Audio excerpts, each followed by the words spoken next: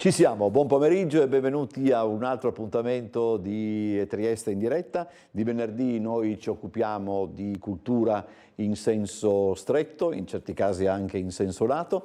Nella puntata odierna avremo ospite nella seconda parte Giovanni Montenero, che è fotografo ma anche altro, e quindi ci racconterà soprattutto del suo ultimo calendario. Nella prima parte siamo in compagnia del maestro Massimo Belli, che è tornato a trovarci, è il direttore della nuova orchestra Ferruccio Busoni. Grazie per essere nuovamente nei nostri studi. Domani c'è un appuntamento, dopodomani, domenica, c'è un appuntamento importante all'Auditorio da Revoltella, no? Se non mi sbaglio. Sì, certo, al Museo Revoltella, e domenica 7 gennaio alle ore 11 avremo il piacere di ospitare il vincitore del concorso internazionale violinistico Niccolò Paganini di Genova. Si tratta di un violinista straordinario che si è imposto su 107 iscritti al concorso. Si chiama Simon Zhu, lui è tedesco di origini orientali, e per cui grazie alla collaborazione che la nuova orchestra Ferruccio Busoni ha con il concorso Paganini, appunto potremo ospitarlo e si esibirà a fianco dell'orchestra Busoni. Ci sono due brani in programma, una sinfonia di Haydn e un concerto di Mozart. Che brani sono? Dunque, la sinfonia di Haydn è una sinfonia bellissima, opera la numero 49, intitolata non da Haydn, probabilmente un titolo che è stato dato successivamente, La Passione. È una bellissima sinfonia in 4 tempi e rispecchia lo stile della maturità di Haydn. E invece con Simon eseguiremo il quinto concerto in La maggiore di Mozart, forse il più famoso concerto per violino orchestra di Wolfgang Amadeus Mozart. E sono particolarmente contento perché lui è uno strumentista intanto straordinario e oltre al concorso Paganini lui ha vinto altri premi in altri concorsi, e uno dei più prestigiosi è stato quello che ha vinto il secondo premio al concorso Menuhin Richmond, ed è stato premiato proprio per l'esecuzione del concerto di questo concerto qui. Per cui sono particolarmente contento appunto che suoneremo insieme questo concerto. Allora, discutevamo anche prima degli strumenti con cui i concertisti si esibiscono. Lui adesso con che cosa suona? Dunque, lui adesso suona con un Bergonzi. Un Bergonzi è un violino straordinario, sempre del XVIII secolo, scuola cremonese. Comunque uno dei premi del concorso Paganini, oltre a premi in denaro, ci sono 6 premi in questo concorso, oltre al premio in denaro, che se non sbaglio ammonta a 30.000 euro per il primo classificato, per il vincitore assoluto. Altri premi sono 70 concerti in alcune tra le più importanti istituzioni sia italiane che estere, per dire avrà concerti alla Scala, al Teatro La Fenice, al Teatro Verdi di Trieste e naturalmente anche con la nuova orchestra Ferruccio Busoni. Un altro premio che viene dato al vincitore è la possibilità di esibirsi con il famoso cannone di Paganini.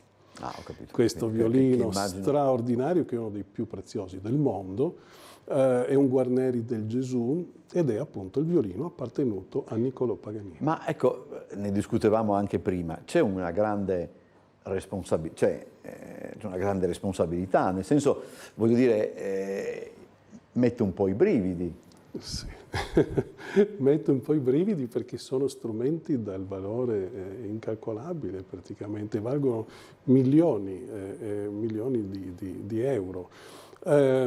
Sono strumenti intanto ricercatissimi perché non ce ne sono moltissimi. Non so di preciso adesso il numero, ma ad esempio molti di questi strumenti anche nel corso, visto che si tratta di strumenti che hanno 300 anni, sì. Alcuni di questi strumenti purtroppo sono andati distrutti per incidenti aerei, ad esempio grandi violinisti, Jacques Thibaud, Ginette Neveu, ad esempio, poveri, erano caduti con l'aereo insieme a questi strumenti.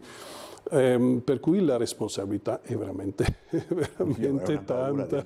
Sì, sì, infatti io quando prendo in mano uno strumento del genere ho sempre, pur essendo violinista, ho sempre un certo ci sono timore. Anche, per esempio, vengono conservati in un certo modo, cioè c'è bisogno di un'attenzione particolare oppure, voglio dire, basta solo stare attenti? Cioè devono essere conservati in luoghi particolari, eccetera, o non, non necessariamente? La cosa migliore è suonarli. Ecco, la cosa migliore è suonarli, perché strumenti, anche strumenti di questo pregio, che non vengono suonati, non va bene. Pensi che addirittura questi strumenti assumono la personalità di chi li suona. E Salvatore Accardo racconta sempre che quando è andato a New York ad acquistare lo strumento che era di Zino Francescatti, uno Stradivari, era andato lì al pomeriggio, Zino Francescatti gli aveva consegnato questo strumento e lui la sera stessa aveva fatto un concerto con lo Stradivari di Francescatti. Zino Francescatti aveva un suo pubblico di ammiratori e alla fine del concerto queste persone sono andate in camerino e hanno detto a Salvatore Accardo: maestro, lei stasera aveva lo stesso suono di Zino Francescatti, senza sapere che Accardo aveva fatto il concerto con il violino suo strumento. Esattamente. Ma questa questione, ecco, per esempio, forse mi spingo in un territorio che avrei potuto anche 2 settimane fa, credo, se non mi sbaglio, sì, avevamo ospite Marco Podda che è anche, lavora anche con la voce, ma per esempio, però... Siamo amici con Marco, è un mio grande amico. Però ecco, per esempio, quello che lei ha detto per gli strumenti vale anche per la voce, no? Cioè, nel senso, vi sono adesso magari io parlo di cantanti di musica leggera, eccetera, però è anche vero che ci sono alcuni esempi di cantanti che si esibiscono anche in età piuttosto avanzata e che conservano una voce che certamente nel corso degli anni è andata maturando, ma che però non ha perso potenza proprio perché probabilmente l'hanno sempre utilizzata e l'hanno sempre utilizzata bene. Certo, posso immaginare. Sicuramente, sì, può darsi sicuramente. Per quanto riguarda gli strumenti ad arco, se vengono suonati bene, suonano bene, se vengono suonati male, suonano male.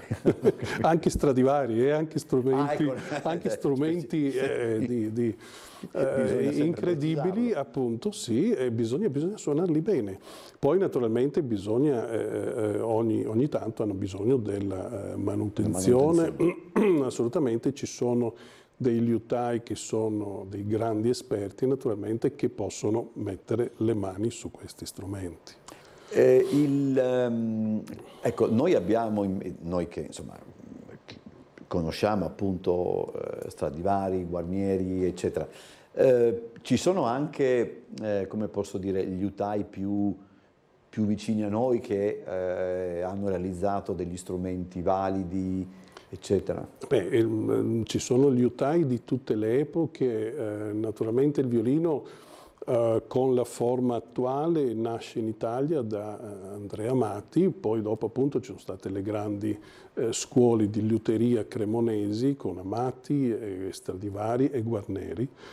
E poi appunto queste scuole hanno avuto anche degli allievi che poi si sono stabiliti in tutta Italia. Adesso naturalmente ci sono liutai in tutto il mondo, a Cremona c'è una scuola di liuteria e c'è il museo che conserva anche diversi strumenti di Stradivari, Guarneri, Amati. L'altro giorno ho visto un documentario su un giovane violinista triestino, tra l'altro non conosco, non mi ricordo il nome e chiedo scusa, era venuto fuori il discorso se utilizzare il violino direttamente sulla spalla oppure se utilizzare non so che nome ha, sì, una sorta di...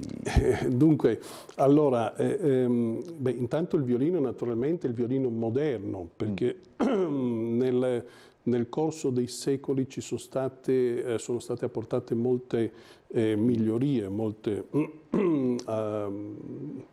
agli accessori Sì, di questi strumenti, per cui abbiamo una mentoniera, il violinista ha la mentoniera per appoggiare il mento, alla spalliera appunto, che è praticamente un cuscinetto ecco, sì, che ha tantissime forme, ci sono tantissimi modelli, che praticamente si applica sul fondo del violino e si appoggia sulla spalla.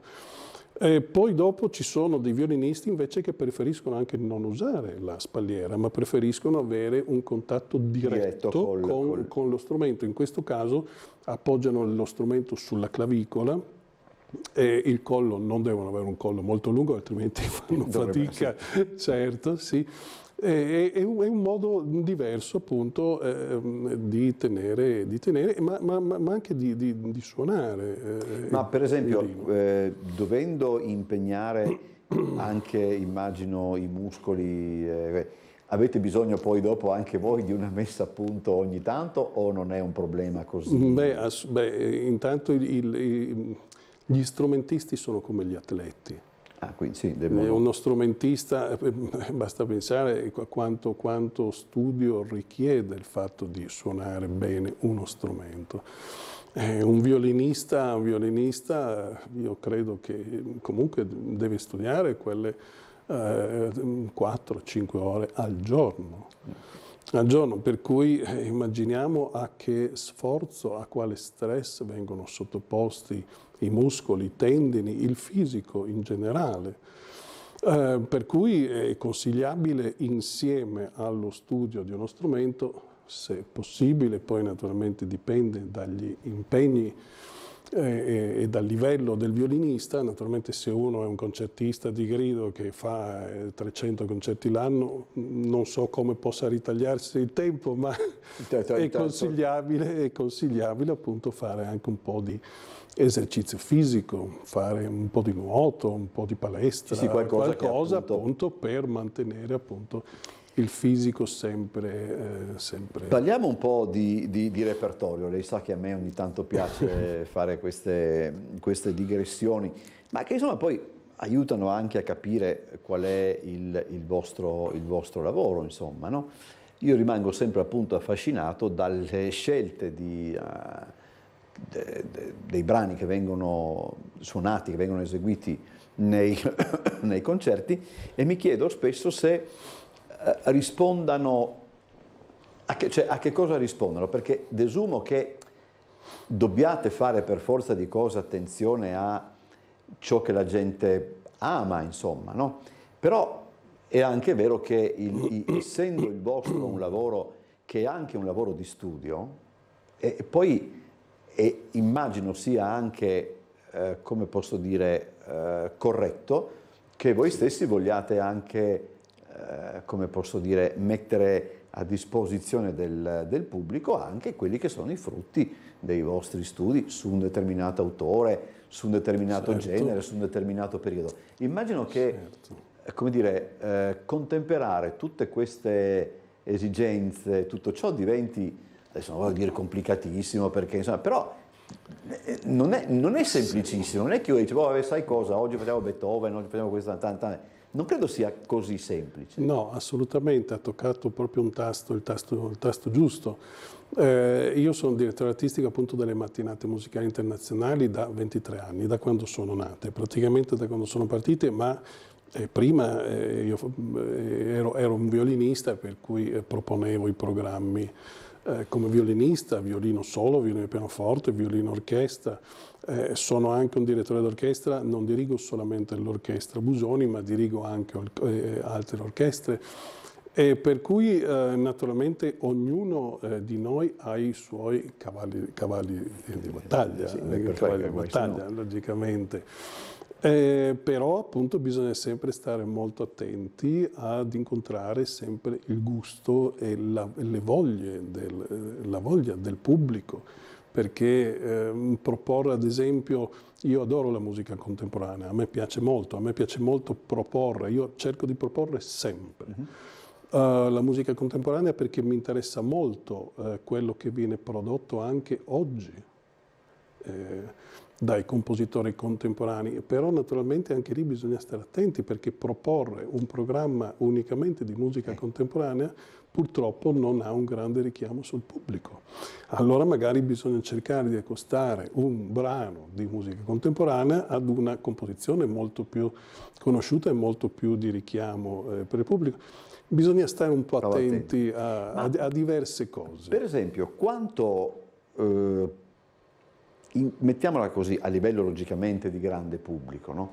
Quanto influenza la notorietà che un brano per un motivo o per l'altro viene a conoscere, proprio sulla volontà anche del pubblico di ascoltarlo, di sentire. Io faccio un esempio, ormai lo faccio molte volte, ma per esempio penso che mi sembra sia il valzer di Shostakovich, che tra l'altro sta solo, e questo ancora nei trailer di Eyes Wide Shut di Kubrick.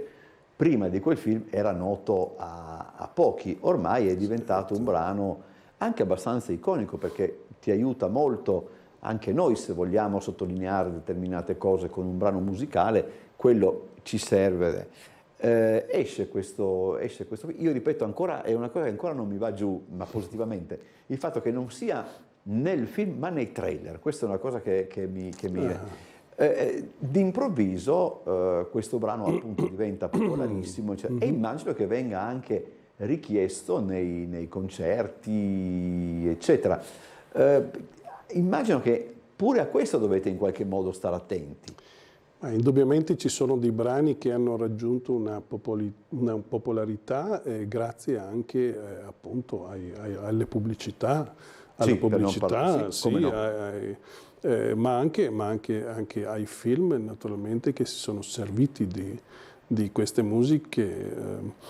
Basta pensare, non so, la romanza di Beethoven, Vecchia Romagna etichetta nero, basta pensare a quante volte è stata usata la pastorale, o il concerto di Tchaikovsky per violino, o le 4 stagioni, povere 4 stagioni, perché sono messe dappertutto naturalmente, e non sempre nelle esecuzioni anche nella forma corretta di esecuzione, ma poi dopo vengono storpiati, per cui veramente. Però questo naturalmente contribuisce a creare una grande popolarità all'opera. E immagino, io non le chiedo perché tanto poi non mi darebbe sicuramente la risposta, però immagino poi che ci siano dei brani che uno alla fine non ne può più di loro, insomma, no? Faccio un traslo sempre alla musica leggera, che magari mi è più semplice, ma si sa che Sinatra alla fine non poteva più di My Way. Quindi immagino che ci sia anche questo rischio, no? Certo, sì, però naturalmente bisogna cercare, un violinista concertista credo che suonerà nella sua vita il concerto di Tchaikovsky, non so, centinaia di volte. Io stesso eseguo brani per decine di volte. Però bisogna cercare di trovare sempre, ogni volta bisogna cercare di trovare qualcosa di nuovo, qualcosa di diverso. Com'è la situazione per quanto concerne i giovani concertisti? C'è spazio? Come funzionano le cose, insomma? Dunque, le cose funzionano che adesso il livello, soprattutto il livello medio in genere della musica classica, riguardo i giovani si è alzato veramente in un modo incredibile. Veramente incredibile, sono dei giovani che sono veramente straordinari. Io cerco sempre di dare nelle attività dell'orchestra Ferruccio Busoni e nei concerti che organizzo, io cerco sempre di dare spazio a questi giovani.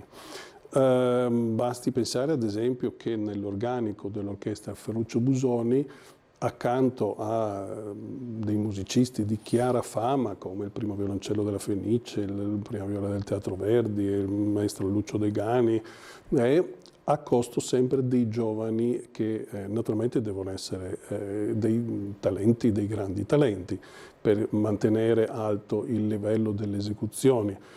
Oltre a questo do spazio loro anche per esibizioni solistiche. All'interno delle mattinate c'è proprio uno spazio riguardante i giovani talenti. È quello di cui siamo particolarmente fieri e contenti e anche la collaborazione che abbiamo con questi grandi concorsi, perché oltre al concorso Niccolò Paganini, noi abbiamo anche una collaborazione che da moltissimi anni col concorso internazionale pianistico Ferruccio Busoni e con il concorso internazionale di Vittorio Veneto, per cui sono concorsi solitamente a cadenza biennale, tutte e tre adesso.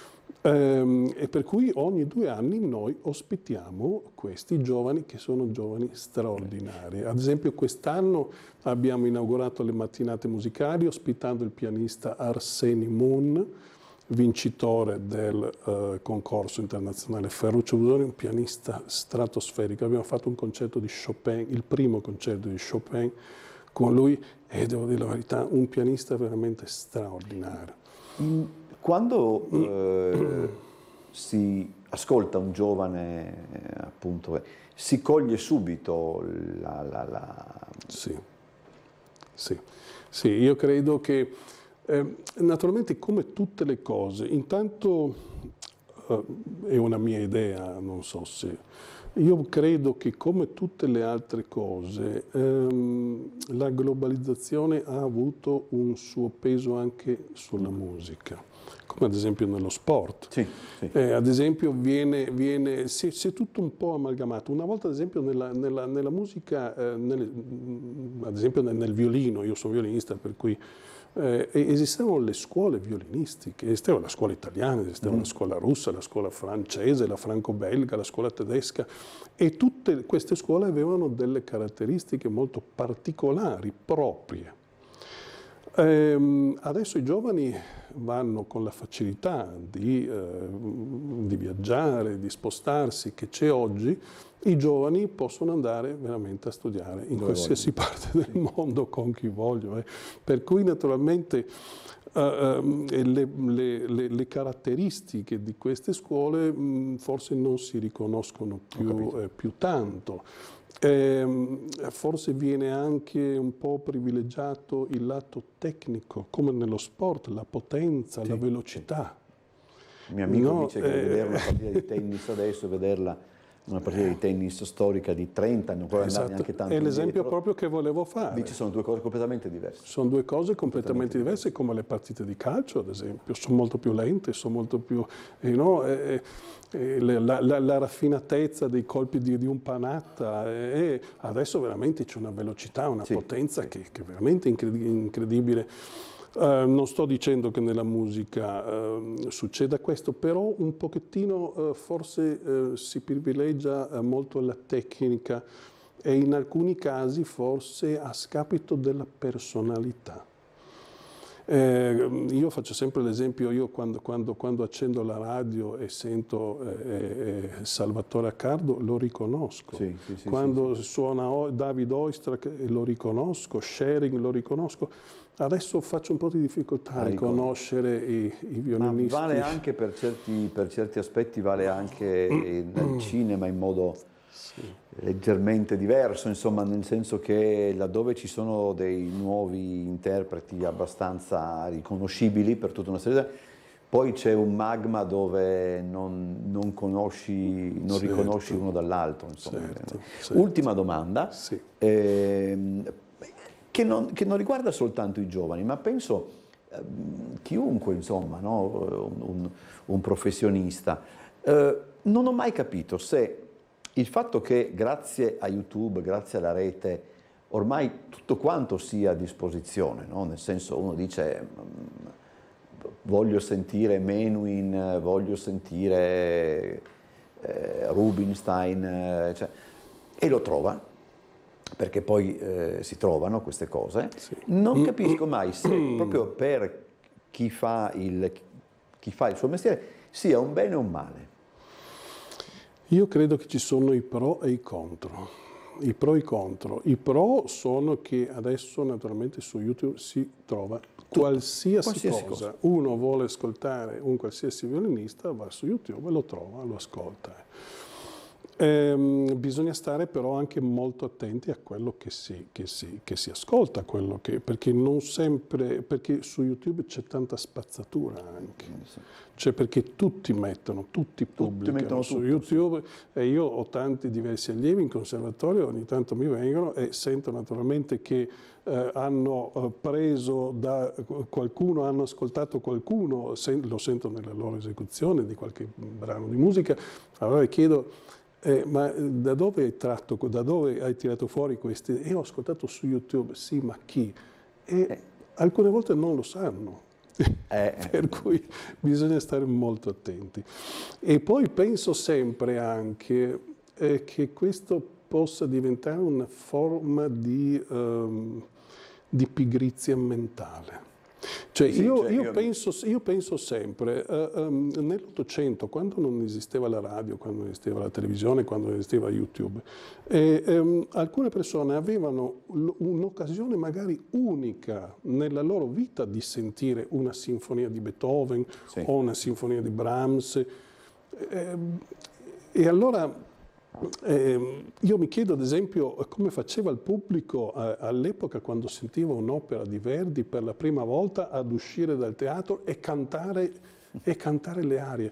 Vuol dire che erano forse anche allenati all'ascolto. Anche allenati all'ascolto. Perché comunque anche il fatto di ascoltare musica richiede impegno. Certo. Io vedo tante volte quando sono stanco, non so, quando ho fatto lezione in conservatorio tutto il giorno e devo andare a un concerto, io certe volte rinuncio perché non sono in grado di accogliere con la dovuta attenzione quello che mi viene proposto. Allora, ricordiamo l'appuntamento di domenica 7 gennaio, quindi di dopodomani, all'Auditorium Sofianopoulos del Museo Revoltella, con questi con questo concerto che comprende la Passione di Haydn e il concerto 5 in La maggiore KV 219, allora ho detto tutto, per violino e orchestra di Mozart. Grazie. Col vincitore appunto, col violinista Simon Zhu, vincitore del premio Paganini della 57esima edizione del premio Paganini, che è stato proclamato il 27 ottobre, data di nascita di Niccolò Paganini, naturalmente, sì, nella finalissima appunto è stato proclamato vincitore assoluto. Grazie al maestro Massimo Belli, direttore della nuova orchestra Ferruccio Pusoni, davvero buon lavoro e torni a trovarci ancora perché è sempre molto piacevole scambiare quattro chiacchiere con lei. Grazie. Adesso andiamo in pubblicità, poi abbiamo con noi Giovanni Montenero.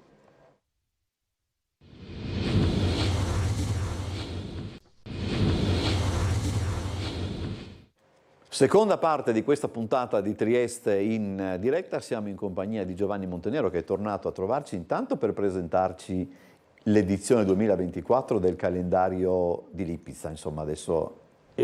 Buongiorno, io devo intanto ringraziare Umberto, io sono qua per mostrare i due calendari perché quest'anno, dal 1° di gennaio, io sono in pensione.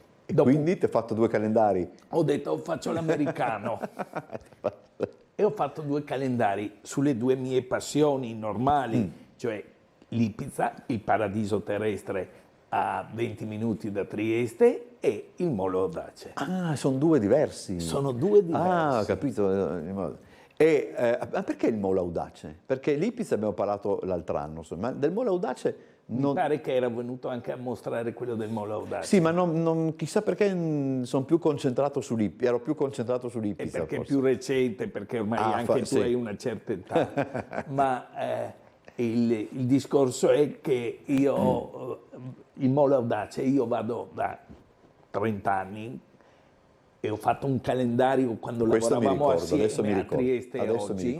Io ho fatto il primo calendario mio, era ancora a Trieste oggi, e ho fatto foto, io vado sempre alla radice del Molo Audace e fotografo il mondo che cambia da un unico punto di vista. cambiando l'inquadratura, cioè le ottiche, Sì. ma il posto è sempre quello e quindi è una roba, io mi emoziono. Ecco, allora spiegami, perché poi tu sai che io sono anche piuttosto arido, no? Nel senso, Sì. Qual è l'emozione che ti dà? Posso capirla in realtà, perché poi vabbè, sarò anche arido, ma non sono proprio Non una sei bestia. una bestia come Però fingi di insomma, essere. diciamo, un po' anche mi piace. Però voglio dire, ci sono certe cose che a me colpiscono più e certe che colpiscono meno. Immagino che nel caso tuo conti anche proprio l'occhio clinico. No, non è l'occhio clinico, è proprio il fenomeno atmosferico. Ah, ho capito. Ho le persone, ho migliaia di fotografie su questa roba, ho fatto già 2 mostre, una a Muggia e una all'aeroporto. E se mai troverò uno sponsor, perché le mostre mi sono costate parecchi soldini, Devi fare una terza. farò una terza, ma ti racconterò un progetto che ho, ma più avanti. Più avanti, ok. Innanzitutto questo, tra le foto del calendario del Molo Audace, Noi le stiamo vedendo anche un attimo in... sì, e c'è, ecco, questa qua, Abbiamo visto prima, che questo è una cosa che io giuro mi sono emozionato, cioè una mattina il cielo era tutto bianco di nuvole, all'improvviso dietro di me è sorto il sole e il sole ha illuminato le nuvole, eccola qua, esattamente, ha illuminato le nuvole di giallo e il mare è diventato ma giallo, paglierino. In realtà la stampa non è che rende... Era una cosa incredibile, allora, in realtà emozionante. Giusto per dire che non sono appunto una bestia, eccetera. No, ma una delle cose che io ricordo con grande, diciamo anche trasporto, non stavo per dire emozione, ma trasporto, è stata quando nel 1987 a Saint-Malo abbiamo visto l'arrivo della marea. Oltretutto dall'alto delle mura, quindi, e si vedeva questo fenomeno che in buona sostanza è arrivato in meno di 2 minuti, insomma, non era... Ora, se uno dovesse chiedermi una delle cose che più volentieri ricordo è proprio quel momento, e non è da me ricordare questo tipo di cose, perché quello potrebbe dire... E anche qui c'è l'alta marea. Questo è aprile, quindi sì, proprio siamo ed è una canottiera, un 4 con, che sembra più alta del livello del Molo Audace. E senti, ci vuole solo tanta pazienza. Adesso non per fare un po' la punta, ma queste foto non sono realizzate, la foto di luglio non è realizzata a luglio. No, sì, assolutamente. È del tutto casuale, ha deciso tutto il mio grafico, che tu conosci bene, Massimo Cettin. Ah, ho capito. E quindi ha fatto tutto Guarda lui. che bella questa. Ecco, questa, insomma, 2 navi da crociera, orrende, ma navi da crociera. La pioggia, il cielo e 2 innamorati, insomma... questa è molto bella. Sfido De Snow, che comunque l'aveva costruita. Queste questa, scusate la presunzione, ma vedere la pioggia, se tu guardi in internet, delle foto che si vede così la pioggia... No, non le trovi. Non è facile. Che cos'è? Ti ricordi cos'era quella specie di edicola che si vede là? Quella roba, no, quello è il cartello del traghetto che porta... ho capito. Sì. Grado. Ho capito. Questa è una pioggia. Questa foto la devo aver fatto verso le 9:30 di sera. Era già quasi buio, perché se è buio completo non rende sufficientemente. Sì. Beh, qui però gioca anche appunto il colore e sì, tutto. ma il giallo non ha importanza, perché potrebbe essere anche in bianco e nero, ma le righe della pioggia... Le righe della pioggia sono... Garantisco io che sono un bravo fotografo, chi si loda si imbroda a Trieste, no? Ma è una cosa straordinaria. Era una pioggia intensa, così come sì, sembra. Sì, perché negli estremi, che io non sono per niente estremista nella vita, però negli estremi la natura rende il meglio di sé, visivamente. Difatti ce n'è un'altra fatta recentissima con la mareggiata. Vabbè. Ho fatto una foto, questa è una banalissima coppa d'autunno. Però anche questa, insomma, perché questa è la stessa cosa del giallo, soltanto che è diventata una foto in bianco e nero, che mi pare, e non è in bianco e nero, ripeto, io non ho ritoccato niente col Photoshop, con l'intelligenza artificiale, è tutto vero, ma è il riflesso delle nuvole grigie che fanno diventare il mare nero. Ma per esempio, quando tu scatti la fotografia, no? Io la vedo già. Cioè, come la vedo? Cioè, tu la vedi così? Sì. Oh. Chiunque. Chiunque. Ma l'inquadratura... Ecco, vabbè, insomma, questa mareggiata, insomma... Questa è fatta di... 2 mesi fa. A novembre, insomma, novembre, sì, quando è capitata, insomma. Sì. È proprio... Insomma, ecco, io ho aspettato un attimo che c'era anche il sole. Diciamo, ho questa malizia nel...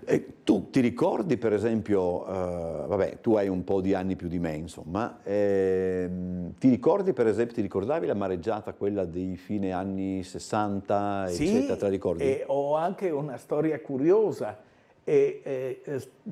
Quella mattina io e Paolo Rumiz, quel famoso giornalista, dovevamo andare a visitare le acciaierie Pitini.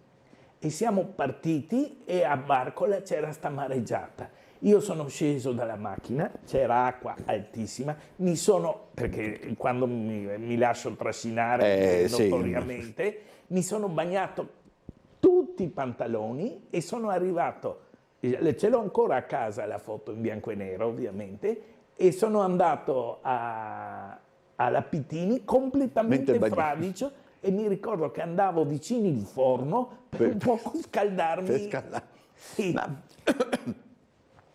tu utilizzi, adesso fa la domanda così non è nemmeno bella, ma le macchine sono sempre le stesse? Hai rinnovato il parco macchine, eccetera? Io adesso uso solo le macchine digitali. Ok.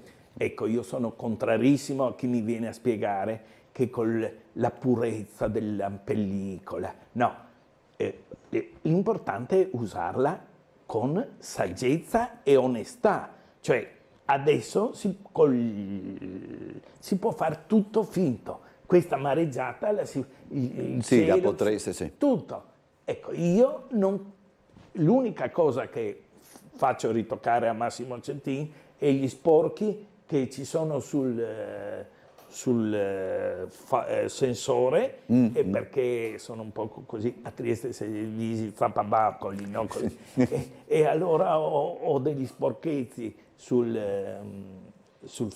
sensore, e dopo non sempre l'orizzonte è perfettamente diritto perché sono un poco... Ma questa è l'unica correzione che io faccio ai miei... Quindi sono rigoroso, insomma. Rigorosissime. Ma a te, per esempio, piacciono le simmetrie o non te poni il problema? Assolutamente no. Cioè, non in questa, intendevo in genere, insomma, perché c'è qualcuno che sta molto attento alle simmetrie, a queste cose. Questa è una storia fantastica. Il tramonto. Il tramonto era il giorno in cui tramonta più a ovest il sole. Io ero lì che aspettavo questo tramonto e all'improvviso vedo uno schizzo sul mare. Cos'era? Che un ragazzino si è tuffato. Di questi poveri afghani, queste robe pakistane. Con lo schizzo ha fatto uno schizzo rosso. ma io non l'ho visto tuffarsi perché era in controluce completo, certo, sì. e quindi io non vedevo niente, e si è visto questo schizzo che è una cosa straordinaria, dico solo. Quindi questo calendario non è in distribuzione, il mio calendario, quindi se uno vuole può andare Ecco, dove va? da Gino Giornali in via Revoltella. Sì, ok. E dice Gino Dice prende le ordinazioni e dopo semmai farò una ristampa, perché questa è esclusivamente per amici. Senti, invece, l'Ipizza? E l'Ipizza è un'altra roba. Ma da quando sei diventato matto di sta roba? Allora, io sono diventato matto dall'Ipizza da bambino. Ah, già da bambino. Io guardavo un telefilm, Vacanze all'Ipizza, che tu dovresti avere almeno per Tele Capodistria. Ma io anni meno. 5 anni, adesso non sta. Poi mio papà non mi faceva guardare. Giusto, perché tutta una serie. ho capito. Ma invece, poi ho un episodio che riguarda mio figlio. Io da bambino, molto piccolo, deve aver avuto sui 2 anni, lo portavo a vedere i cavallini e gli insegnavo a mangiare, dar da mangiare i cubetti di zucchero ai cavalli. E eravamo lì con sua madre e il cavallo a un certo punto ha mangiato abbondantemente e si è avvicinato alla staccionata bianca, perché tengo a precisare che l'Ipizza è un paradiso terrestre costruito da Maria Teresa, cioè non è la natura selvaggia. Sì, ho capito. È una natura disegnata dall'uomo, meraviglioso. E era lì che dava e il cavallo, mio figlio aveva finito lo zucchero, ha preso a Trieste Sedisi per Cupin, lo ha preso e lo ha portato dentro. Una roba, io ho detto qua, mio figlio si spaventa, la mamma, niente, tutto tranquillo, io sono entrato dentro e gli ho detto dai ti prego è mio, me lo sono preso e ho delle foto straordinarie di cavalli, perché anche là ci vuole tanta pazienza. Sì, qua è una questione di pazienza, lì forse meno probabilmente. No, anche però là. Qua capisco che insomma ho un prato di puledri, cioè una cosa, ecco, bisogna, tutte le foto ci vuole tanta pazienza. Ma queste le hai fatte nello stesso periodo dell'altro anno? Ci torni? No, anche lì è molti anni che vado. Ah, ho capito. Appena ho un po' di tempo libero io vado a passeggiare e posso raccontare anche questo. Io adesso c'è il nuovo presidente dell'azienda trasporti Marzi, che è coccolissimo, nonostante noi abbiamo, come ovvio, idee diverse, però una brava persona. Gli ho detto devi fare una linea d'autobus che poi potrebbe pagare l'Europa in te, che vada a Lipizza. Perché no? Perché i triestini vanno a passeggiare sulla Napoleonica. C'è un paradiso terrestre. Deve fare una cabinovia. Ma non dire, ti prego, dai. E andare a passeggiare a Lipizza, in mezzo a una natura, come si evince dalle mie foto, costruita, tutto una querce. Ecco, scusate, questo è bellissimo. Ma questo prato di puledri è emozionante quanto... Anche qui i colori sono quelli... Non ho... C'è un orario particolare in cui neanche... Ecco, l'orario per vedere altre foto, quando escono alla mattina bisogna andare verso le 8:30, 9, che li lasciano uscire. Tipo ecco, questa qua, esatto. Ma questo mi pare anche abbastanza... Perché le mie foto sono tutte cavalli liberi, non... A me fa e la cosa più bella, i cavalli e al maneggio si arrabbiano tantissimo, che si sporcano perché a loro gli piace rotolarsi. Questa è che si rotola nella terra rossa del Carso e se la scassa. È bellissimo, non è neanche un dettaglio, ma vedere appunto anche la coda così composita, insomma. È tutto. Ecco. E io ho un amico che è un fanatico naturalista, lui non accetta queste mie foto di Lipizzan perché sono comunque poveri prigionieri. Ma io dico che è vero, però o così o non ci sarebbero i cavalli. Sì. E per preservare, non esiste più uno spazio per i cavalli liberi, se non il grande maneggio. Questo è un aneddoto che non c'entra assolutamente niente, però mi piace ricordarlo perché è una cosa molto bella. Tony Curtis, sì, l'attore, lui in ultimo viveva a Las Vegas, aveva un grande ranch a Las Vegas e lui in questo ranch ospitava i cavalli hollywoodiani, cioè quelli che facevano i film, che da vecchi non venivano più utilizzati e li ospitava in questo suo ranch e li dava loro. È una cosa molto bella, per dire la verità. Io difatti ho fatto un servizio con Bruno Lubis, che era il più bravo giornalista che io ho conosciuto al piccolo, e che mi ha portato a fotografare i cavalli lipizzani 30 e più anni fa, e c'era il cavallo bianco della Vidal. Era vecchissimo, era tutte le costole fuori, però, e questo era, devo dire, il rispetto verso gli anziani. Sì, sì. Questi trattavano questo come un grande attore vecchio e con grande rispetto era una carcassa, però aveva fatto anche il film della Walt Disney, che forse tu non hai visto, su Lipizzan. No,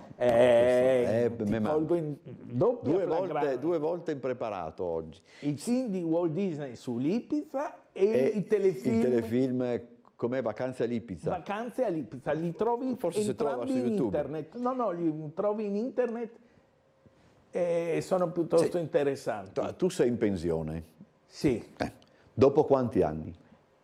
Io sono stato dipendente della regione quasi 25 anni. Sì. E prima però altri 20, insomma. Sì, altri 20. Certo. Ecco, io ho cominciato a Tele4, vedete? Ah sì? Sì. Questo non sapevo. Ecco, in realtà formalmente io ho cominciato alle pagine regionali delle unità, perché ho questa brutta cosa. Vabbè, che sono insomma, comunista. Questo ormai è noto. Sì. Ma invece immediatamente Tele4 all'inizio voleva essere come un giornale, il direttore e proprietario era Chino Alessi. E allora mi ha chiamato a fargli le foto siccome non c'erano sufficientemente tanti operatori. No, ma poi a quell'epoca. E ho fatto, e qua sempre vedremo se sei preparato, le foto di scena del film Ernesto di Salvatore Samperi con Michele Placido, Vienna Lisi. Girato in canale Ponte Rosso, sì, dove c'era ancora i magazzini. Poi sotto San Giusto anche, mi pare, no? Quando salgono e dopo quello. Anche al castello di Miramare.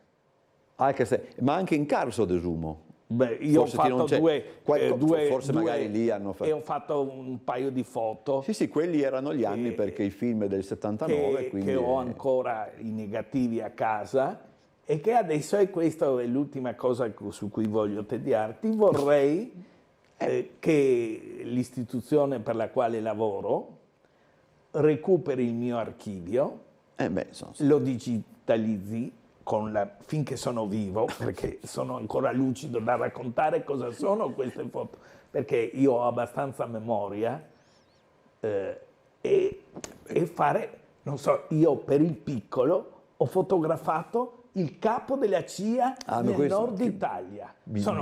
Ma toglimi una curiosità, perché adesso tu sei uno di quelli che anche ti dicono le cose, non ti nascondi dietro, no? Però tu hai fotografato anche personaggi famosi, insomma, quantomeno non in posa, ma insomma, quando venivano a Trieste, eccetera. Non so. Cossiga, se non mi sbaglio, penso che c'eri tu. Insomma, no, volevo domandare. Pertini, ecco, Pertini, che è un po' più lucido di Cossiga. Volevo domandarti quello Cossiga possiamo raccontare quell'episodio divertente che il nostro collega gli ha infilato un microfono. Ah sì, come no. E lui ha detto una sciocchezza colossale e hanno dovuto fare un comunicato, per smentire. No, ti volevo chiedere in realtà, Giovanni, se dei personaggi insomma, famosi che tu hai fotografato, eccetera, quello che ti ricordi con più, magari, che ne so, magari perché era una donna bellissima, perché era un personaggio alla mano e magari nessuno se l'aspettava, eccetera. Sempre per restare nel mondo del cinema, perché io cerco di... ricordo che dovevo fotografare, adesso vedi i nomi un'attrice che era la compagna di Peter Del Monte. Chissà che poteva essere. Ed andava a Venezia a prendere credo il Leone d'Oro. Sì. E Valeria Golino. Ah, Valeria Golino. Valeria Golino, io sono perso, per questo voglio recuperare. Per far presto, insomma. Esatto, Valeria Golino, ed è stata una cosa ridicolissima. Vado all'Excelsior e lei mi fa: devo correre in stazione. Le do un passaggio e sei salita sulla mia Peugeotina e l'ho portata in stazione. Solo io ho questa cosa di far capire che siamo a Trieste, sì, no? Perché sennò potevo averla fotografata a Honolulu. Ah già, vero. E allora saliamo in treno e tra la parentesi lei mi fa: mi devo aprire? No, occorre, io lavoro per piccolo. Cioè voleva essere più sexy, ovviamente. E aveva un sacchetto con il vestito della cerimonia. E io ho detto: non occorre, basta che si sporga, che si veda scritta Trieste. Perché tu hai sempre quella... Sì, di spiegare che siamo a Trieste. Non abbiamo tempo per raccontarne, ma sì, dai, la faccio il più breve possibile. Allora, arriva a Trieste il nipote di Gershwin per la prima di Porgy and Bess e dà appuntamento alla stampa in un locale, in un ristorante che adesso non c'è più, insomma. Era la città di Cherso, adesso ha cambiato nome, eccetera. Allora andiamo là, facciamo le interviste, arriva Giovanni e dice: no, la fotografia non la facciamo qua perché è brutto farla in un ristorante, eccetera. La facciamo con la scenografia di Porgy and Bess. Non ti ricordi? Mi ricordo perché allora io ero fotografo del Verdi. Anche, ma questo era per Trieste oggi. A un certo punto dice: allora facciamo la fotografia sul palcoscenico dove c'è la scenografia di Porgy and Bess. La scenografia di Porgy and Bess all'inizio è una trattoria all'aperto, quindi insomma poco via rispetto a un ristorante. Questo è un ricordo molto vago, devo dire. E invece io me lo ricordo e molto spesso lo racconto anche per io Giovanni. Ringrazio un secondo solo, volevo... è morto un mio collega, come no, per l'amor di Dio, Giovannini, sì. E volevo... Sì, no, giusto. Un carissimo ricordo, perché era un ragazzo straordinario. Era una persona... perché il mio è un mestiere faticoso. Io difatti sono morto, ma miracolosamente sono qua a rompere le scatole a Umberto. Ma invece, povero Paolo... No, era una persona gentilissima, educata. Ed è tanto faticoso il mio mestiere. Hai fatto bene a ricordarlo. Grazie Giovanni, torna ogni tanto adesso che sei più libero, figurarsi, non c'è problema. Professor Bosazzi, quando vuole io sono a sua disposizione. Noi ci vediamo con Trieste in diretta martedì come sempre alle 18. Arrivederci a tutti, buon fine settimana.